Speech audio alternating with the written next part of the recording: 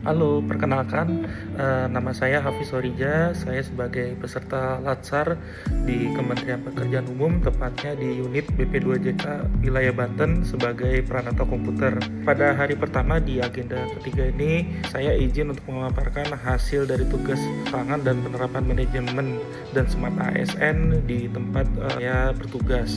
Jadi, mulanya pernahkah kalian bingung nih mencari file penting di antara puluhan folder dengan nama yang beda-beda, atau misalkan ragu nih apakah file yang Anda gunakan itu adalah versi yang paling baru atau paling terupdate lah gitu. Nah, ini menjadi tantangan ya yang sering kita hadapin.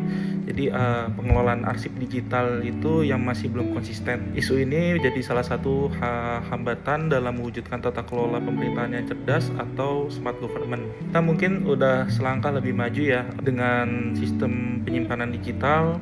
Namun ada beberapa masalah utamanya. Yang pertama itu nggak standar nih, penamaan file atau folder itu beda-beda dari macam-macam pegawai ya, membuatnya itu jadi susah dicari.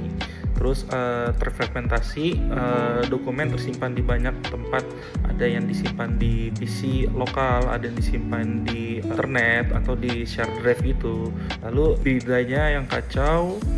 Jadi sebagai pegawai ini udah digital nih, tapi masih ada aja yang ngecetak dokumennya. Jadi sehingga kita harus mencari di dunia fisik atau di digital, sehingga inkonsistensi masalah ini udah bukan jadi masalah yang sepele. Dampaknya ini cukup serius ya. Jadi bisa menciptakan efek domino. Pertama, untuk kerja kita ini terbuang nih cuma buat mencari dokumen. Terus yang kedua, resikonya kesalahan fatal nih, karena saja kita menggunakan draft yang lama atau bukan draft yang terbaru. Nah, yang penting itu dampak yang paling berpengaruh yaitu adalah pada pelayanan publik menjadi lambat dan citra instansinya kita jadi nurun. Pada kondisi ini tentu menghambat ya terwujudnya prinsip manajemen ASN, menuntut kita untuk profesional dan efisien. Lalu sekaligus ini juga bertentangan dengan semangat smart ASN yang seharusnya menjadikan teknologi ini sebagai solusi, bukan sumber masalah yang baru.